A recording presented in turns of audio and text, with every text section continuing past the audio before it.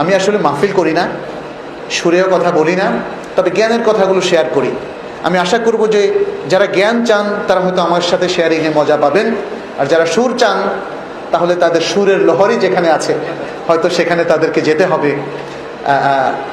অনেক সময় সুর খারাপ নয়, তবে যারা সুর দেন তাদেরকে মনে রাখতে হবে তার প্রত্যেকটা কথার হিসেব আল্লাহ নেবেন।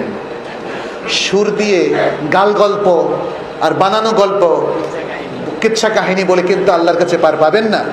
জনগণ শুনতে এসেছে জ্ঞানের কথা, জনগণ শিখতে এসেছে দ্বীনের কথা, জনগণ শিখতে এসেছে ঈমান এবং আকীদা। জনগণ গাল গল্প শিখতে আসেনি।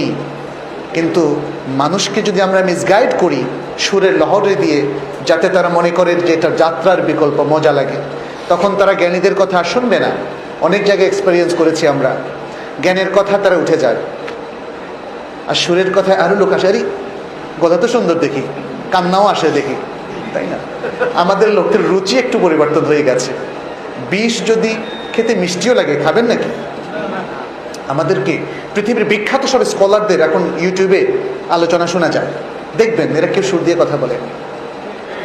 আমাদের রুচি একটু পরিবর্তন করতে হবে। সেটা কি? সেটা জ্ঞানের কথাগুলোকে একটু বুঝতে হবে, আলোকিত হওয়ার জিনিসটা চিন্তা ধারণ করতে হবে। তাহলে দেখবেন যেখানে জ্ঞানের কথা সেখানে ভালো লাগবে, যেখানে বাজে কথা সেটা আর ভালো লাগবে না। কোরআনে কিন্তু আল্লাহ বলে দিয়েছেন, ওয়াইদা খাতাবাহুমুল জাহিলুনা ক্বালু সালামা। যখন জাহেল লোকরা তাদের সামনে কথা বলে তাদেরকে বলতে হবে কি? আসসালামু আলাইকুম। ভাই, হাত তোলাটা জরুরি না, জাস্ট আমি বুঝালাম আর কি, মজা করার জন্য। আসসালামু আলাইকুম বলে চলে আসতে হবে। জাহেল লোকদের কাছে কোনো জ্ঞান শিখতে পারবেন না। সেখানে সব উদ্ভট আর মিথ্যা কাহিনী শুনে নিজের আমলটাও নষ্ট করবেন, ঈমানটাও নষ্ট করবেন। উপহার হিসাবে পাবেন হয়তো কিছু বেদাত, আর যদি আরো বড় উপহার চান তাহলে হয়তো শিরকও পেয়ে যেতে পারেন। ওয়ালিয়াযু বিল্লাহ।